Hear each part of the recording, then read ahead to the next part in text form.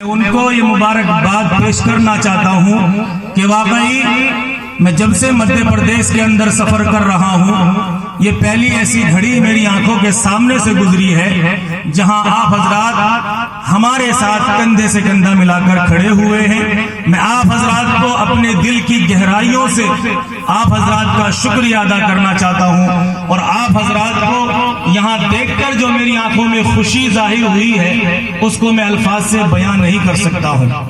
جیسا کہ آپ حضرات نے کہا کہ یہاں تقریباً 1 سال سے یہ تعلیمی نظام ایجوکیشن کا نظام چل رہا ہے۔ واقعی یہ بڑی قابل تعریف بات ہے کہ ہمارے چھوٹے چھوٹے معصوم بچوں کو وہ فرض عین اور اخلاقی تعلیم مورل ایجوکیشن سے آپ حضرات کی کمیٹی پیش کر رہی ہے، آراستہ کر رہی ہے، ان کو دے رہی ہے تاکہ ہمارے چھوٹے چھوٹے بچوں کو یہ معلوم ہو جائے کہ بڑوں کی عزت کیا ہوتی ہے۔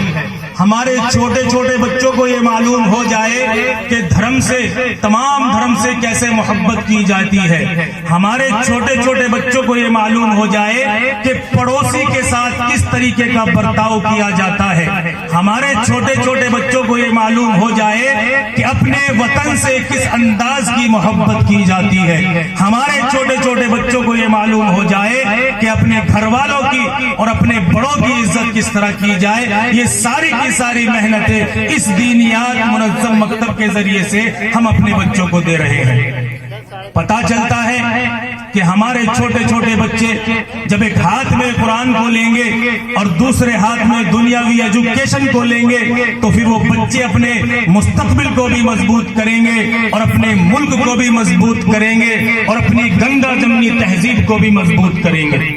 یہ معلوم ہوتا ہے کہ جب ایجوکیشن پاس ہوتی ہے تو لوگوں کے ذہن کھلتے ہیں، بچوں کا دل کھلتا ہے، ان کو ہر چیز کا احساس ہوتا ہے۔ تو میں آپ حضرات کو بہت ہی مبارکباد پیش کروں گا کہ آپ حضرات نے یہ ایک ایسا پروگرام جو ہے منعقد کیا ہے، اس کو یہاں سجایا ہے اور تمام دھرموں کے ذمہ داروں کو یہاں بلایا ہے۔ میں اس کمیٹی کو تہہ دل سے مبارکباد پیش کروں گا۔ ہمارے کچھ ذمہ دار نے اور ہمارے جو راگھو گڑھ کے ذمہ دار ہیں، میں آپ حضرات کو مختصر سی بات اس لیے بتاتا ہوں کہ آپ کو یہ معلوم ہو جائے کہ دینیات جو ایجوکیشن کی محنت کر رہا ہے یہ کہاں سے شروع ہوئی ہے اور کب شروع ہوئی ہے۔ ہمارے دوسرے محترم آدرنیہ لوگ بیٹھے ہوئے ہیں، ان کو بھی معلوم ہو جائے۔ یہ ادارہ تقریباً 15 سال سے، جس کو ادارہ دینیات کہا جاتا ہے، تقریباً 15 سال سے یہ محنت کر رہا ہے، جس میں ہمارے بچوں کو بنیادی علم دین اور مورل ایجوکیشن سے ان بچوں کی زندگی کو سنوارا جا رہا ہے۔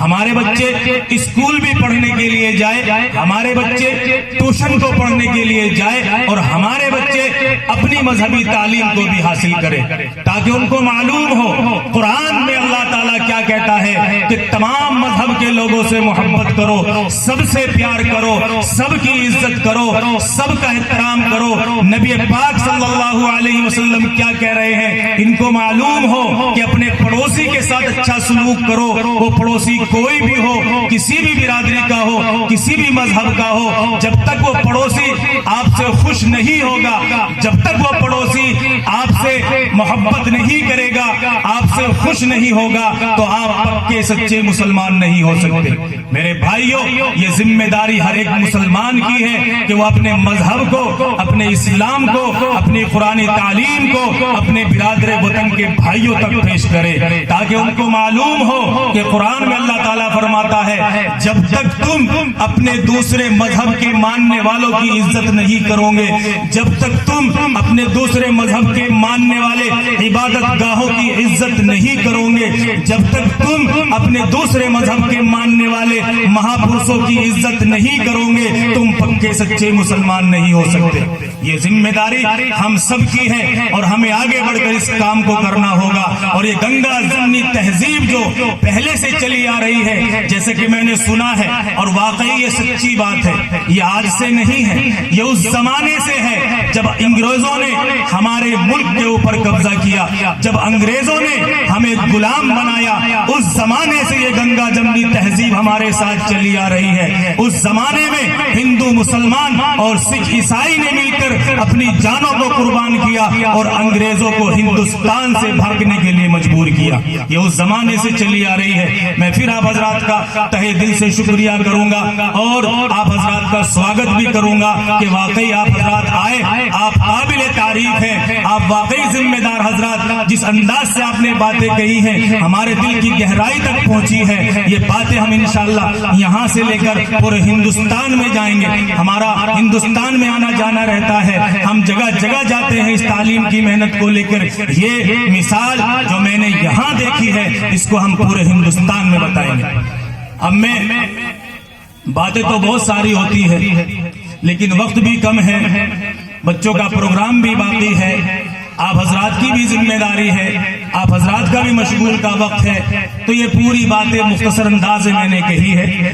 اب میں آپ کو دو باتیں یہ بتانا چاہتا ہوں, اس سے ہمارے بھائی جو بیٹھے یہ بھی متفق کریں گے, اتفاق کریں گے, وہ مانیں گے ہماری بات کو کہ ہمارے بچوں کو, وہ ہمارے ہوں ان کے ہوں, ہر بچے کو مذہبی تعلیم آنی چاہیے, ان کے گرنتھ کی تعلیم آنی چاہیے, گیتا کو پڑھنا چاہیے, قرآن کو پڑھنا چاہیے, گرنتھ کو پڑھنا چاہیے. تب ان کو معلوم ہوگا, تب ان کو پتا ہوگا کہ ہمارے گرنتھ میں کیا لکھا ہے, ہمارے مذہب کی کتابوں میں کیا لکھا ہے. جب تک ان کو معلوم نہیں ہوگا, جب تک ہم کو معلوم نہیں ہوگا تو ہم ایک دوسرے کی عزت نہیں کر سکتے ہیں. یہ ذمہ داری ہم سب کی ہے. اسی لیے ادارہ دینیات نے دنیاوی تعلیم کے ساتھ ساتھ بچوں کو فرض عین تعلیم, قرآنی تعلیم کے لیے محنت کی ہے, اور جس کے ذریعے سے جگہ جگہ سے اچھی اچھی کارگزاریاں ہمارے پاس آتی ہے. ایک بار میں مراد آباد میں گیا, مراد آباد یو پی میں پڑتا ہے. ایک بچے کے والد نے, بچے کے گارجن نے یہ کہا, ہمارے سامنے ایک واقعہ پیش کیا کہ مولانا میں اپنے بچے کے ساتھ مغرب کی نماز پڑھنے کے لیے جا رہا تھا. وہ بچہ دینیات منظم مکتب میں پڑھتا تھا. تو جب میں راستے سے جا رہا تھا, میرا بہت ہی قریبی دوست, میرا بہت ہی ہمدرد, میرا پیارا دوست جو غیر مسلم تھا, مجھ سے ملنا جلنا اس کا ہر وقت رہتا تھا, تو اس کا میرا آمنا سامنا ہوا. اس نے کہا بھائی کہاں جا رہے ہو؟ تو میں نے کہا کہ بھائی میں نماز پڑھنے جا رہا ہوں. تو اس نے ایک دم سوال کر لیا کہ بھائی نماز کس کو کہتے ہیں, نماز کس کو کہتے ہیں؟ اب وہ آدمی خاموش ہو گیا, سوچ رہا ہے کیا جواب دو, کھڑے ہونے کو بتاؤں, رکوع کرنے کو بتاؤں, یا سجدہ کرنے کو بتاؤں. اسے احساس ہوا, اس کا بچہ برابر میں کھڑا ہوا تھا, دیکھا میرے ابا تو خاموش ہو گئے. اس نے کہا ابا میں اس سوال کا جواب دے دوں؟ تو اس نے کہا بیٹا آپ دے دو. تو اس نے کہا انکل ایک خاص انداز میں اللہ کی تعریف کرنے کو نماز کہتے ہیں. ایک خاص انداز میں اللہ کے سامنے اپنی بندگی کا اظہار کرنے کو نماز کہتے ہیں. یہ بات سن کر ان کے دوست بڑے مطمئن ہوئے, بڑے خوش ہوئے اور کہا کہ واہ کمال کر دیا تمہارے بچے نے, کتنا اچھا جواب دیا. تو وہ والد یہ کہتے ہیں کہ دوست اچھا جواب تو اس نے دیا ہے لیکن آج اس نے میری عزت بھی بچائی ہے. تو میرے بھائیوں اپنے بچوں کو دینی تعلیم, قرآنی تعلیم سکھائیے تاکہ وہ اپنے مذہب سے محبت کرے, اپنے دین سے محبت کرے, اپنے ملک سے محبت کرے, ملک میں رہنے والوں سے محبت کرے, اور اس گنگا جمنی تہذیب کو باقاعدہ چلاتا رہے اور چلتی رہی ترتیب اسی انداز سے. اب میں اپنی آخری بات, چونکہ ہمارے جو راگھو گڑھ کے شہر کے ذمہ دار ہیں, سینٹر کے ذمہ دار ہیں, جس کے ذریعے سے پورا نظام چل رہا ہے, یہ ہمارے یہاں ممبئی میں آتے ہیں, وہ وہاں کا نظام دیکھتے ہیں, سمجھتے ہیں اور اس نظام کو آہستہ آہستہ اپنے یہاں لاگو کر رہے ہیں تاکہ ہمارے بچے اچھے اور سچے ہو جائیں, جھوٹ بولنے سے بچ جائیں. انہوں نے ایک درخواست یہ بھی کی ہے کہ کچھ اشعار پیش کر دیے جائیں. تو واقعی یہ ہمارے بڑے بھی ہیں, بہت کرم فرما ہیں, کافی دن سے ہماری ملاقاتیں ہوتی رہتی ہیں. تو میں وہ چند اشعار آپ حضرات کے سامنے پیش کروں گا اور خاص توجہ چاہوں گا ہمارے جو ذمہ دار حضرات ادھر بیٹھے ہوئے ہیں وہ بھی ہمارے ان اشعار کو سنیں, اور اگر آپ کو اچھا لگے تو اپنے دل سے اس کو جو ہے سراہے بھی اور اس کی داد بھی دیں. سب سے الگ اور سب سے انوکھی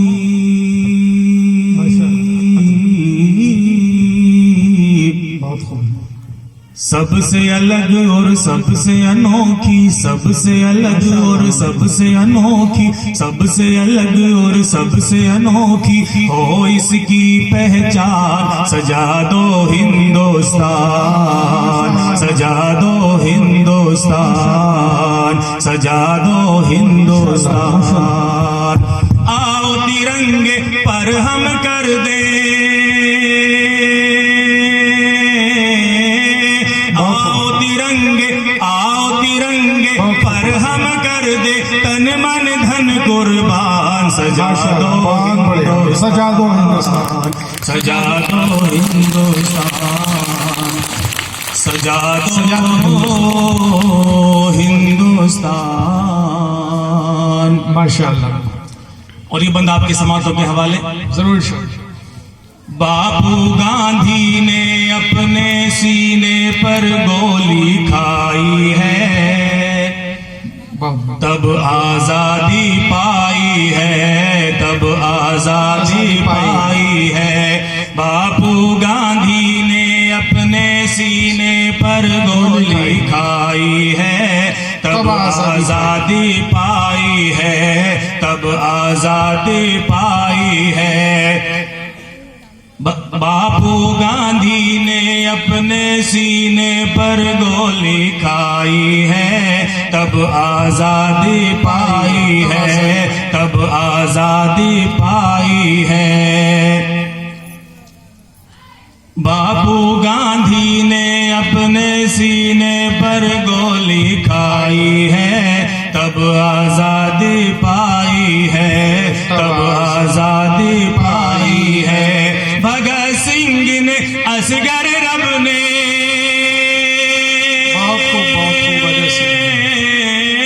بھگت سنگھ نے، اصغر رب نے وطن پہ دے دی جان، سجا دو ہندوستان، سجا دو ہندوستان، سجا دو ہندوستان۔ اور یہ آخری بند کیا بات ہے کہ مولانا آزاد جوہر نے پرچم کس کے اٹھایا ہے، پرچم کس کے اٹھایا؟ یہ مولانا آزاد جو آزادی میں پیش اور آگے تھے، جن کو سب سے پہلے جو ہے تعلیمی ایجوکیشن کے منسٹر جن کو بنایا گیا تھا، اور یہ مولانا جوہر جنہوں نے امریکہ میں جا کے جو ہے انگریزوں کے سامنے ہندوستان زندہ باد کا نعرہ دیا تھا، یہ وہ مولانا ہے۔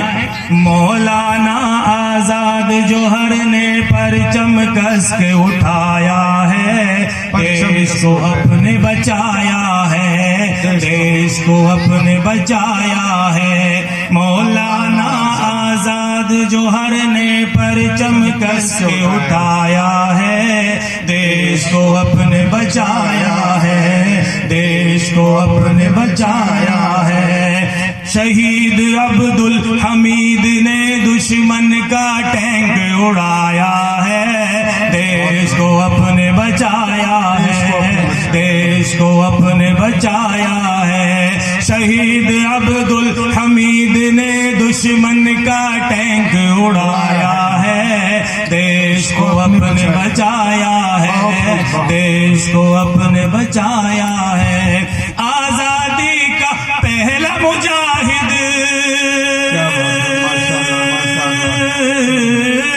آزادی کا پہلا مجاہد ہے ٹیپو سلطان، سجا دو ہندوستان، سجا دو ہندوستان، سجا دو ہندوستان، سجا دو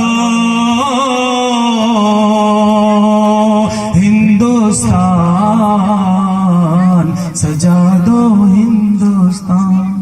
بہت ماشاءاللہ۔